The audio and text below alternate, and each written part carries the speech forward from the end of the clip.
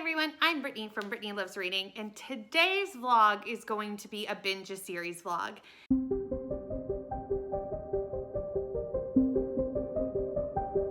It's been something that I've been doing on my channel for a little while, and it's a good way for me to kind of knock out series that have been on my shelves for a little while that I, for some reason, haven't started. This one I'm very excited about because I do love fantasy, and I wanted to do a polar fantasy binge series for the winter holiday times just to break up my large amount of holiday romances that I'm doing. So I decided to pick kind of a middle grade classic. I will be reading the Dark Materials series by Philip Pullman. I cannot believe I have not read these. I feel like it's a childhood classic, and for some reason, I never read them as a child, and I haven't read them since. And I feel like I am missing out because so many people love this series so much. I'm going to put down all the books and just talk about the first one, because obviously I need to start with The Golden Compass. This sounds really interesting from the little bit that I know about it, but I do love middle grade. I always love the whimsicalness of middle grade. The Golden Compass follows Lyra. She is a little girl and she has her demon familiar Pantalaimon, and they are leaving Jordan College for reasons to go on an adventure. I don't know exactly what has precipitated this adventure because I have not read the book and I know almost nothing about this story. But I know her adventure takes her into the world of gobblers, stolen children, witches, and armored bears. I do think that I have seen the movie for this book, but like in the theaters. So ages and ages and ages ago, like 15 years ago when it came out. And don't even quote me on that, but I feel like Nicole Kidman was in it. So if she was, then I have seen this movie. But I remember nothing. Literally nothing except maybe that Nicole Kidman was in the movie. And if she wasn't, then maybe I'm wrong. That is it. Like that is my knowledge of this story. I have my coffee and I have my book. So let's see what I think of The Golden Compass. And hopefully I like it because I'm going to be binging the whole series. I have very high hopes for this. It sounds like something that I would enjoy, and I know a lot of people who do enjoy this classic series.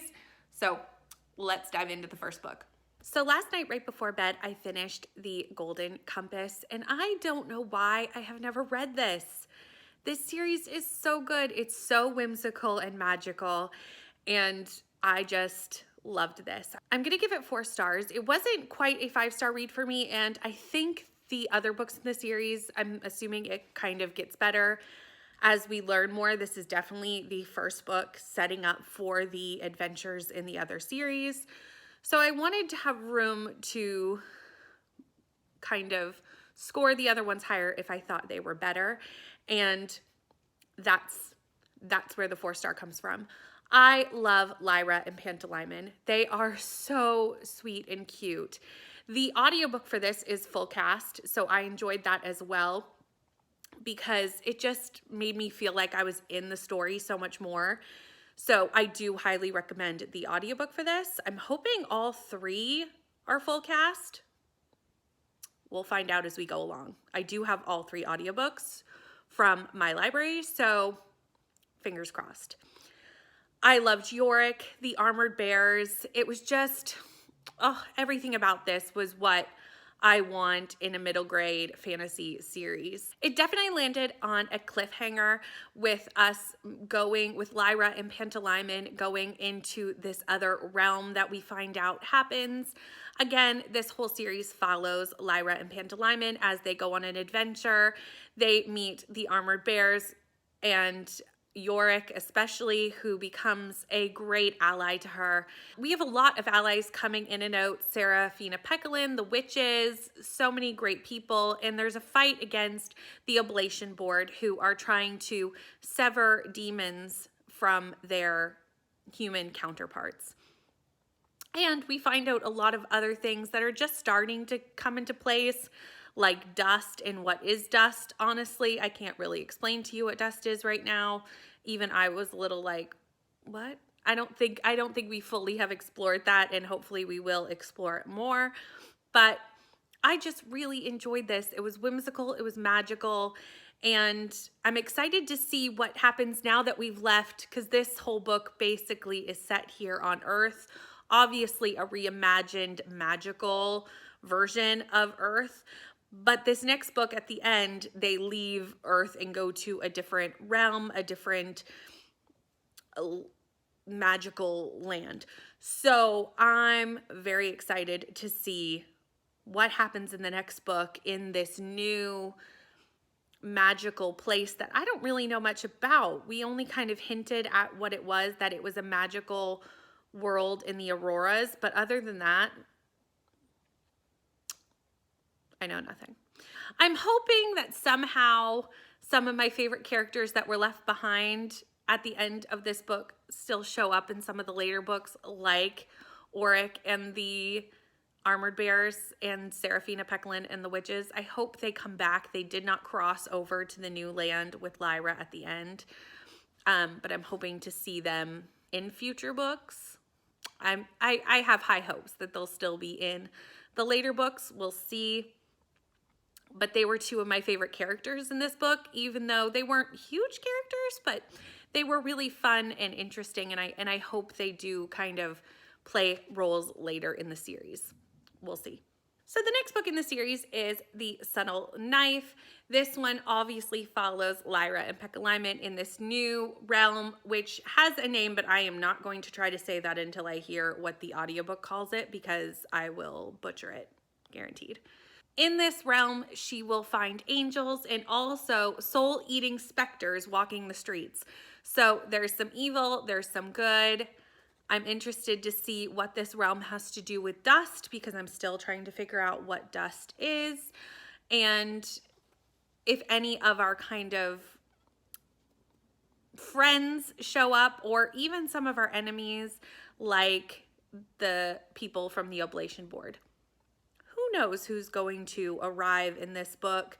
I'm hoping to see some of the characters from the first book. However, the only ones listed on the back are Lyra and Peccalimon, so maybe those are the only two in this book. She does meet up with a new ally called Will, who has also stumbled into this strange realm. So interested to see who Will is and how he plays a part in book 2. And yeah, that's pretty much it. I'm going to get this started. This is the smallest book in the series, so I don't think this is going to take me that long, maybe just a day, day and a half. And I'm interested to see what that whimsical magicalness is like in a whole new, even more magical realm than the first book had.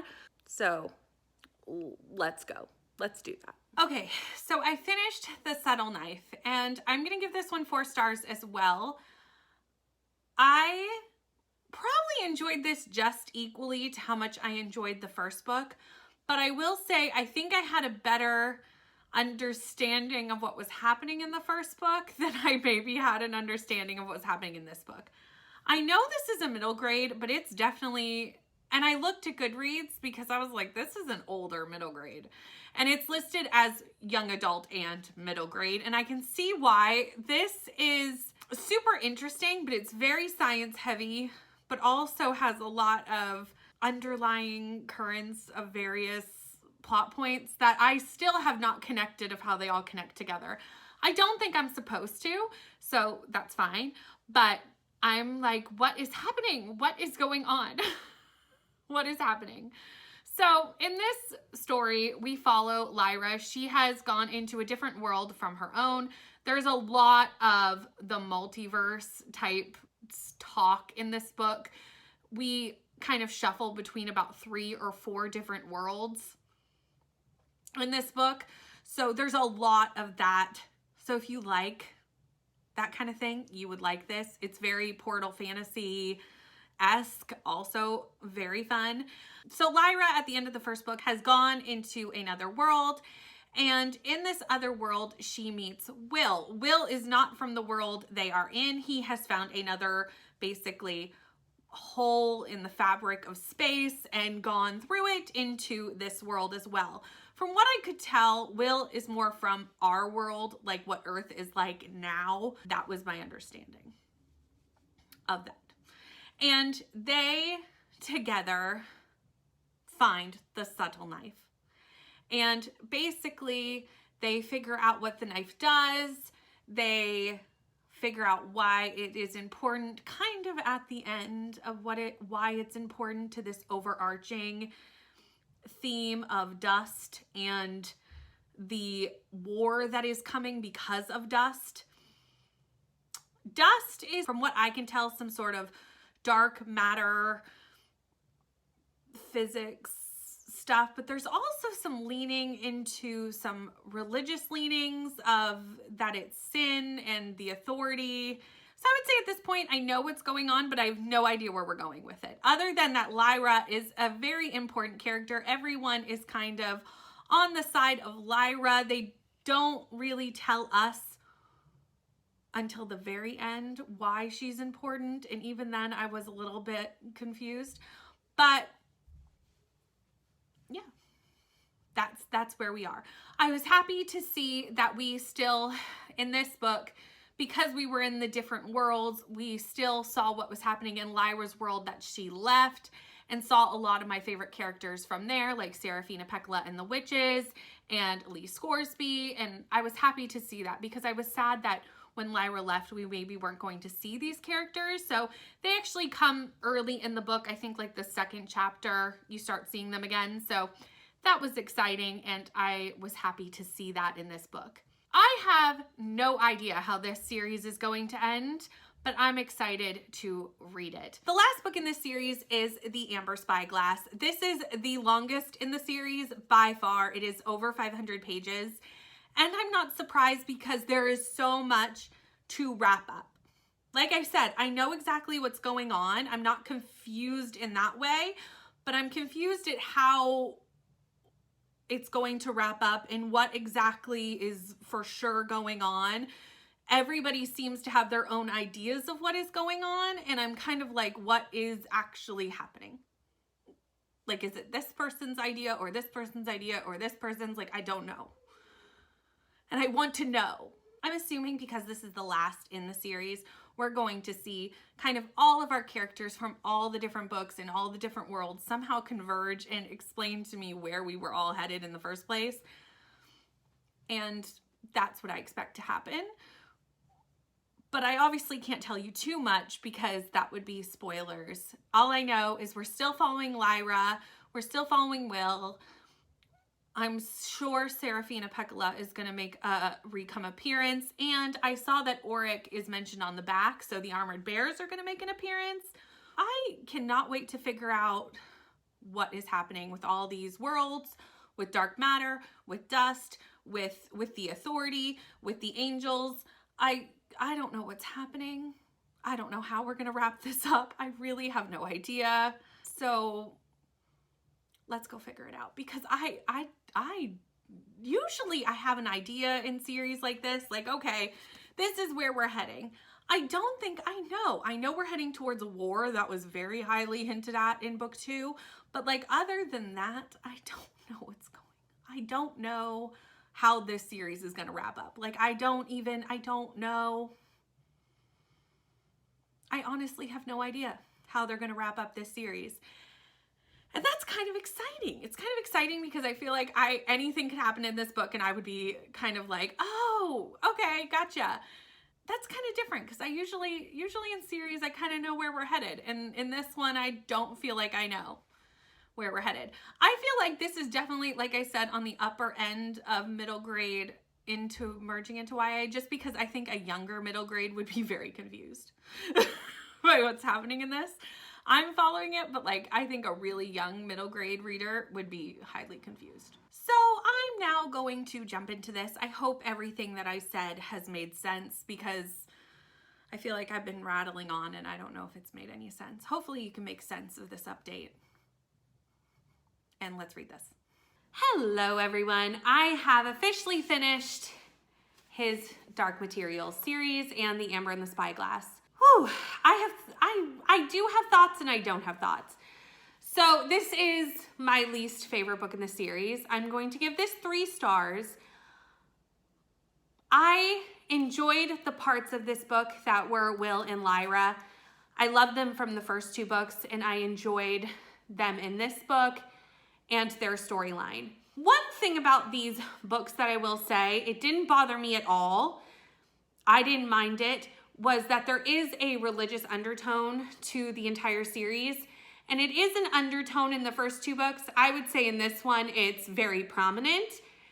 Again, didn't bother me at all, but I did want to mention it just in case it would bother someone who is picking it up.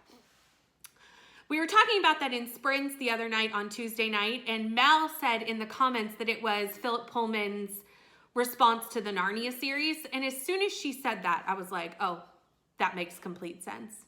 That makes absolutely complete sense. So I did want to mention that. That's not why I'm giving this 3 stars. The reason I'm giving this 3 stars is it was just too much. It was too much.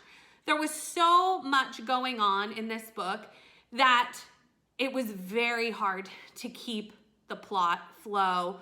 Who was on what side of this war, what was going on, what even all the creatures were, because there were a lot of creatures that were not in the first 2 books, so I was learning them along with people coming back from the first 2 books or different types of the same creatures from the first 2 books.